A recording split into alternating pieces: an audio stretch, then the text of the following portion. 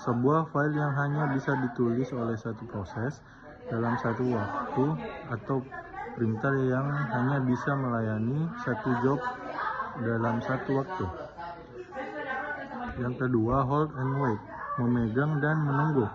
Proses yang sedang memegang satu atau lebih sumber daya tetap menunggu sumber daya tambahan yang sedang digunakan oleh proses lain. Contohnya, proses A memegang resource X dan menunggu resource Y. Proses B memegang resource Y dan menunggu resource X. Selanjutnya, no preemption, tidak ada pengambilalihan paksa. Sumber daya tidak bisa diambil paksa dari proses sedang menggunakan. Sistem harus menunggu proses itu selesai dan melepaskan sumber daya secara sukarela. Contoh, jika proses A memegang resource X, proses lain tidak bisa memaksa proses A untuk melepaskan sampai proses A selesai. Penyebab deadlock selanjutnya adalah circular wait, antrian melingkar.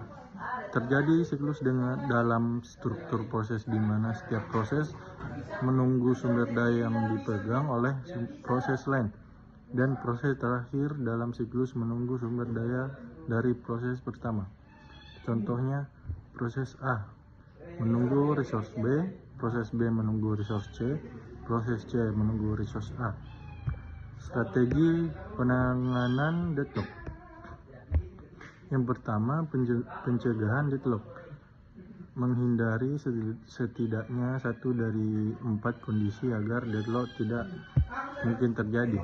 Yang kedua, penghindaran deadlock. Sistem menggunakan algoritma seperti Bankers algoritma untuk memutuskan apakah alokasi sumber daya aman dengan memprediksi status sistem sebelum melakukan alokasi.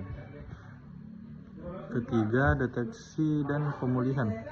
Sistem secara aktif memonitor dan mendeteksi deadlock, lalu mengambil langkah pemulihan seperti prem sumber daya atau menghentikan salah satu proses. Yang keempat, pengabaian deadlock. Pada beberapa sistem, terutama sistem non-kritis, deadlock dibiarkan terjadi dan diharapkan diselesaikan oleh administrator atau melalui restart. Kesimpulan dari materi ini, deadlock adalah manifestasi dari pengelolaan sumber daya yang tidak optimal dan menjadi tantangan penting dalam perancangan sistem operasi yang